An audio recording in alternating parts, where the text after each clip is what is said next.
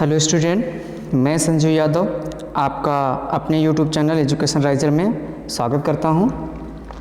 और आज हम जो है टेंस के पास्ट परफेक्ट टेंस की पार्ट 2 वीडियो लेकर आए हैं और आशा करते हैं कि हमारी वीडियो सारी आपको पसंद आ रही होंगी। तो अपनी वीडियो की शुरुआत करते हैं एक मोटिवेशनल कोट के साथ। तो मोटिवेशनल कोट हमारा आज का क्या है? मोटिवेशनल कोट है, successful people are not gifted, they just work hard then success on purpose. बहुत अच्छी लाइन लिखी है। Successful people are not gifted, जो सफल व्यक्ति है वो गिफ्टेड नहीं होते हैं। कहने का मतलब है वो गॉड गिफ्टेड नहीं होते हैं, वो ईश्वरीय देन नहीं होते हैं, या उन्हें उपहार स्वरूप कोई कुछ उनके अंदर नॉलेज नहीं मिला होता है। दे जस्ट वर्क हार्ड, वे केवल कठिन परिश्रम करते हैं, देन सक्सेस ऑन पर्पज, और तब अपने उद्देश्य पर सफलता पाते हैं। ये बहुत बड़ी लाइन है। अब इसके बारे में हम इसको एक्सप्लेन करते हैं। जैसे हम लोग कभी भी हार्ड वर्क करते हैं और कभी कभी हमें क्या होता है, फेल्योर को देखना पड़ता है। क्या देखना पड़ता है? फेल्योर को देखना पड़ता है। तो हम यार निराश हो जाते हैं, हताश हो जाते हैं कि नहीं यार, वो जो बंदा दूसरा बंदा है जो सक्सेस हुआ है उसके वो गॉड गिफ्टेड था। ऐसा नहीं कि वो जो है मेहनत करके हुआ है। यही हमारी थिंकिंग क्या है, गलत है। और हम क्या होता है, यही सोच कर कि अपनी इफिशिएंसी को हम क्या करते हैं, दबा लेते हैं। कोई भी जो सक्सेसफुल पर्सन है वो केवल और केवल, वो तो गिफ्टेड नहीं होता है, वो केवल और केवल कठिन परिश्रम करता है और हार्ड वर्क करके तभी अपने जो है पर्पज पर वो सक्सेस होता है। मैं आपको बताने चल रहा हूँ, आपको भी जब भी सक्सेस पाना है तो पहला नंबर आपको कभी टाइम ही नहीं देखना है कि क्या है, कैसे है, कितनी टाइम हमको पढ़ना है, कितनी टाइम नहीं। बस आपको पढ़ना ही पढ़ना है, तभी आप सफल हो सकते हैं। अब कहने मतलब आप जितना हार्ड वर्क कर पाते हैं करिए। अब ऐसे नहीं एक दिन में नहीं शुरुआत हो जाता है हार्ड वर्क करना। आप जो है पहले दिन आप अगर नहीं बैठ पाते हैं तो पहले बैठना सीखिए, या फिर 1 घंटे 2 घंटे नहीं पढ़ना पाते हैं तो पहले आधे घंटे पढ़ना सीखिए। फिर धीरे धीरे डे बाय डे अपने आप से कंपटीशन करते जाइए और एक दिन जरूर डेफिनेटली आएगा जिस दिन आप एक सक्सेसफुल पर्सन बनेंगे। तो हमारे मोटिवेशनल कोड को जरूर ध्यान दीजिएगा, successful people are not gifted, they just work hard then success on purpose. अब बढ़ते हैं अपने नेक्स्ट अपने जो है कंटेंट की ओर। देखते हैं आज हमारा क्या है इसमें। तो पार्ट 2 है पास्ट परफेक्ट टेंस का। और कल हमने पास्ट परफेक्ट टेंस में देखा, पहचान देख लिया था और आपको बताया, पहचान एक बार फिर से बता देते हैं कि किसी भी वाक्य के अंत में चुका था, चुकी थी, चुके थे इत्यादि शब्द आते हैं, या था, ई थी, ए थे, ये शब्द आते हैं तो वो पास्ट परफेक्ट टेंस कहलाता है। तो मैंने कहा था कि पास्ट परफेक्ट टेंस 2 पार्ट में डिवाइड किया जाता है, एक सिंपल सेंटेंस, दूसरा कंपाउंड सेंटेंस। तो मैंने सिंपल सेंटेंस के बारे में पार्ट 1 वीडियो में हमने जो है बातें कर लिए हैं। और आप जो है इस वीडियो को देखने से पहले आप पार्ट 1 वीडियो देख लीजिए ज़्यादा अच्छा समझने के लिए। और बाकी रोज की तरह मेरी एक सजेशन है, आप नोट्स पेन लेकर के बैठ जाइए और जो ट्रांसलेट कीजिए पहले आप खुद ट्रांसलेट कीजिएगा, फिर हमारी वीडियो को देखिएगा। पहले ट्रांसलेट कीजिएगा फिर हमारी वीडियो को देखिएगा।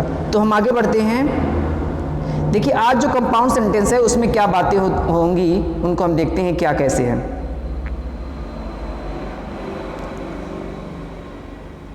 One second.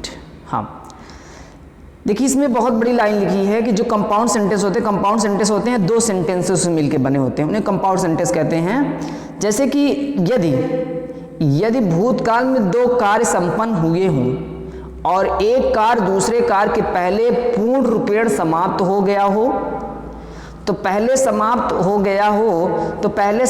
होने वाले कार्य के लिए पास्ट परफेक्ट टेंस और पीछे समाप्त होने वाले कार्य के लिए पास्ट इंडेफिनिट टेंस की क्रिया का प्रयोग किया जाता है। बहुत अच्छी बात है और अभी मैं सेंटेंस के जरिए हम लोग समझेंगे। कहने का मतलब है कि अगर पास्ट में 2 काम संपन्न हुए हों, एक काम पूर्ण रूप से समाप्त हो गया हो और उसके बाद दूसरा काम समाप्त हुआ हो, तो जो पहले कार्य समाप्त होता है वो पास्ट परफेक्ट टेंस में सबसे बड़ी कॉन्सेप्ट है, बाकी मैं फॉर्मूले के थ्रू पढ़ा दूंगा, वो उसकी कोई बात वो बहुत बड़ी बात नहीं है, लेकिन आप कॉन्सेप्ट को मन में रखिए, क्योंकि फार्मूला आप भूल सकते हैं, कॉन्सेप्ट कभी नहीं भूल सकते हैं। ट्रिक और ये स्ट्रक्चर, ये फार्मूला, ये सब चीज़ें आप भूल सकते हैं आने वाले दिन में, लेकिन जो कॉन्सेप्ट अपने मन में बैठा लिए ना, कॉन्सेप्ट आप कभी नहीं भूलेंगे। तो देखते हैं क्या है, कह रहा है कि अगर दो सेंटेंस पास्ट में हुआ है तो एक सेंटेंस को हम पास्ट परफेक्ट टेंस में ट्रांसलेट करते हैं, दूसरे सेंटेंस को हम पास्ट इंडेफिनिट टेंस में ट्रांसलेट करते हैं। देखते हैं क्या है सेंटेंस। तो देखिए, ऐसे सेंटेंस जिनके मध्य में पूर्व या पहले आने पर, ऐसे सेंटेंस जिनके मध्य में पूर्व या पहले आने पर, उनको कैसे ट्रांसलेट करेंगे? पहले सब्जेक्ट, फिर हैड, फिर बी थर्ड, फिर object plus other word plus before plus subject plus be second plus object plus other word plus full stop. देखिएगा सेंटेंस देख लेते हैं। डॉक्टर के आने से पहले मरीज मर चुका था। अब आपको वीडियो पॉज कर देना है और पॉज करने के बाद आपको इसको ट्रांसलेट करना है इस स्ट्रक्चर के जरिए। इस स्ट्रक्चर के जरिए आपको क्या करना है? ट्रांसलेट करना है। देखते हैं क्या है। डॉक्टर के आने से पहले, ध्यान दीजिएगा मैंने क्या कहा है इसमें कि सबसे पहले इसका ट्रांसलेशन होगा, इसका, फिर बाद में इसका।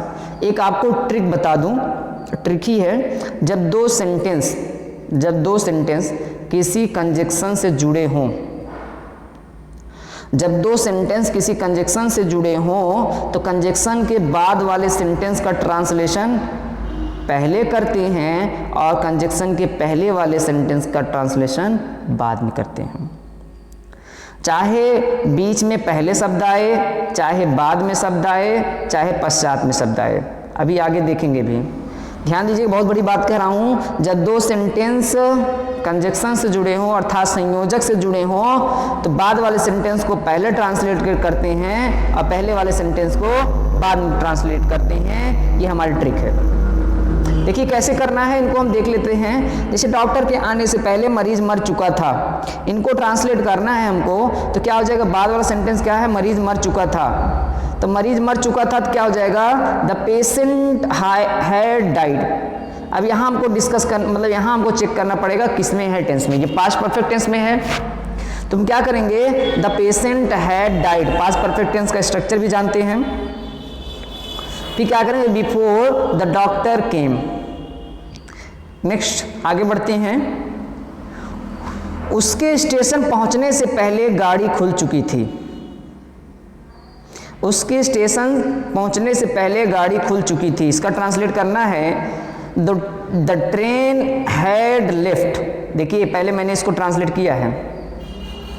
गाड़ी खुलना का मतलब होता है गाड़ी चल चुकी थी, गाड़ी छोड़ चुकी थी प्लेटफॉर्म को, ऐसा कुछ। तो खुलना मतलब होता है चलना। तो द ट्रेन हैड लेफ्ट। अब उसके बाद conjunction before he reached the station, before he reached the station. बातें स्पष्ट हो रही होंगी। आगे बढ़ते हैं।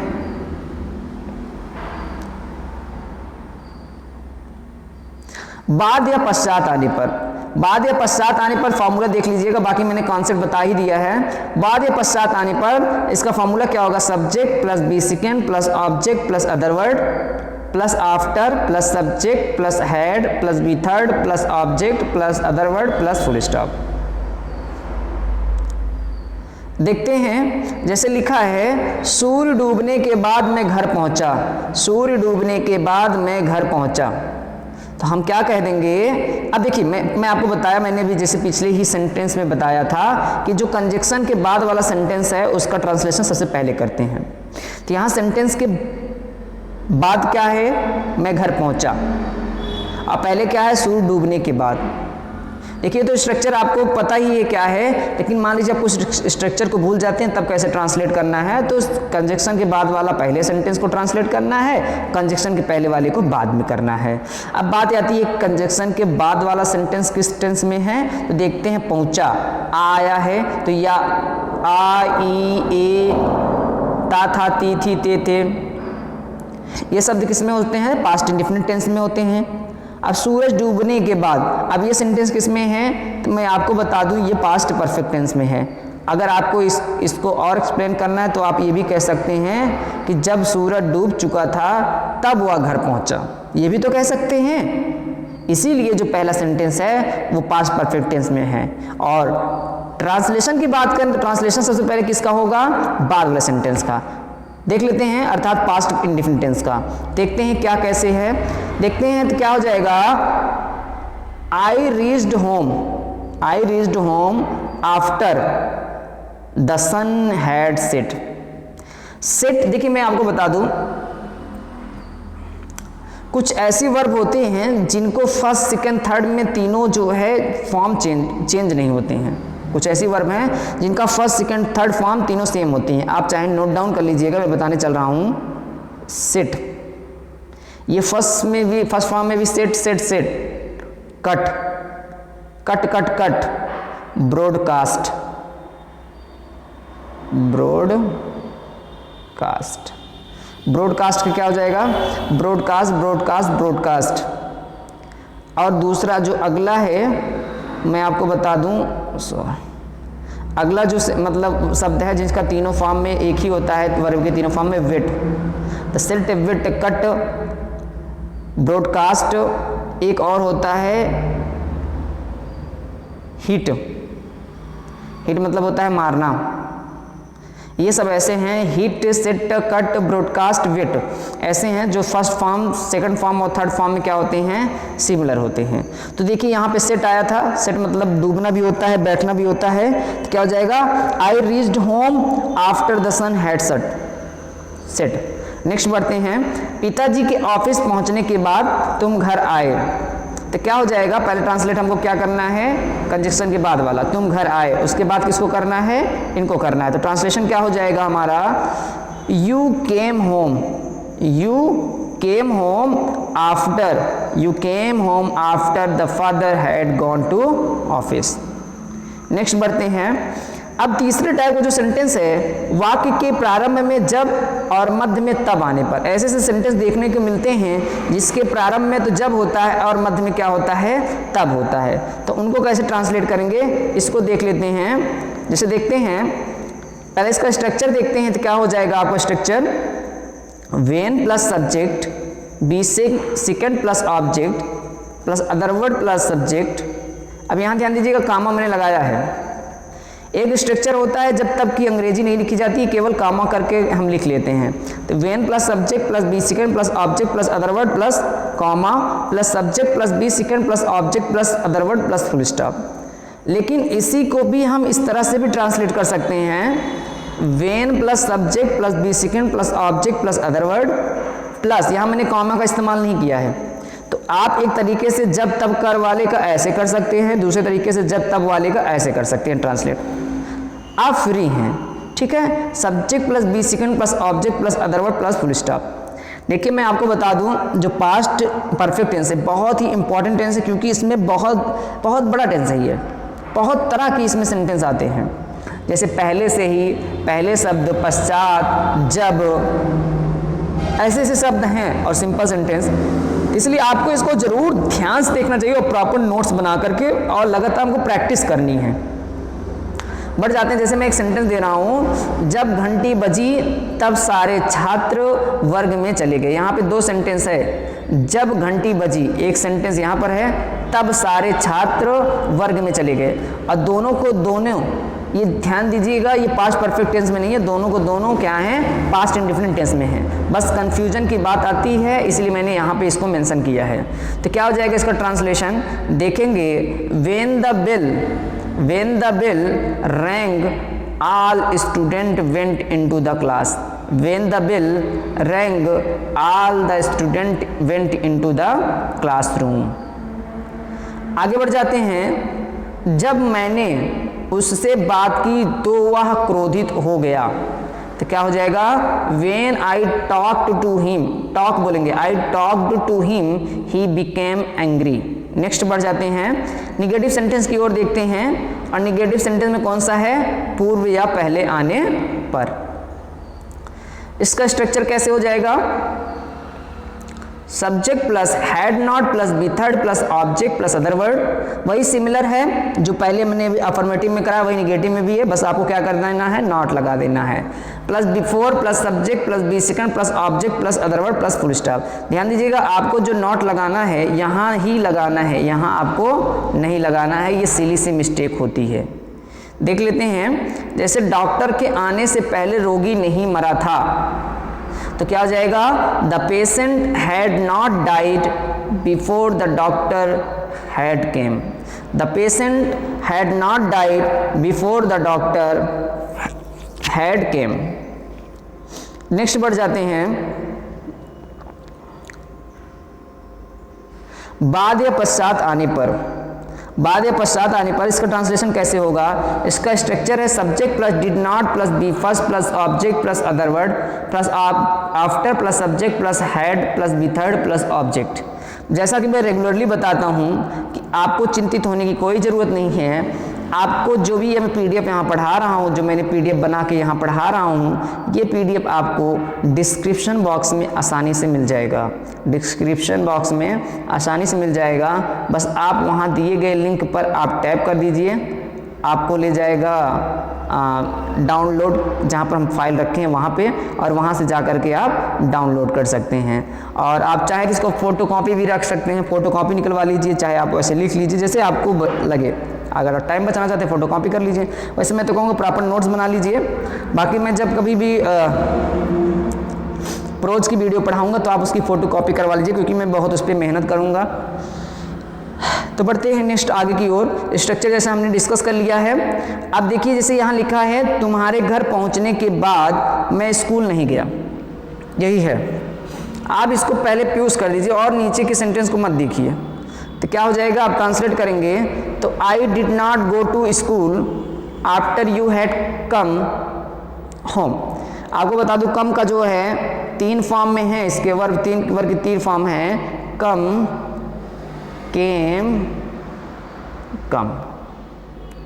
थर्ड फॉर्म क्या होती है, कम का कम ही होता है। नेक्स्ट बढ़ते हैं, इंट्रोगेटिव सेंटेंस है। इंट्रोगेटिव सेंटेंस में क्या है, क्या से प्रारंभ होने वाले वाक्य। इसके मैंने दोनों स्ट्रक्चर लिख दिए हैं, had plus subject plus be third plus object plus other word plus before plus subject plus be second plus object plus other word plus question mark. दूसरा मैंने क्या लिखा है, did plus subject plus be first plus object plus other word plus after plus subject plus had plus be third plus object plus other word plus question mark. आप इसको अच्छे से पढ़ लीजिएगा।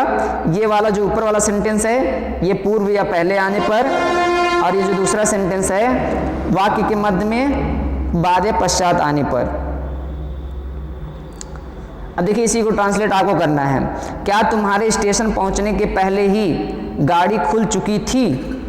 आप ट्रांसलेट कर लीजिएगा, बाकी देख लीजिएगा, had the train started before you reached the station, before you reach the station. Next बढ़ जाते हैं, क्या तुम्हारे घर पहुंचने के बाद वर्षा नहीं हुई, तो क्या हो जाएगा, साइज नहीं सही है,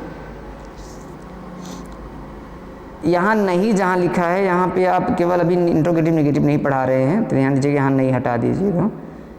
तो यहाँ क्या तुम्हारे घर पहुँचने के बाद वर्षा हुई, तो क्या हो जाएगा, did it rain after you had reached home.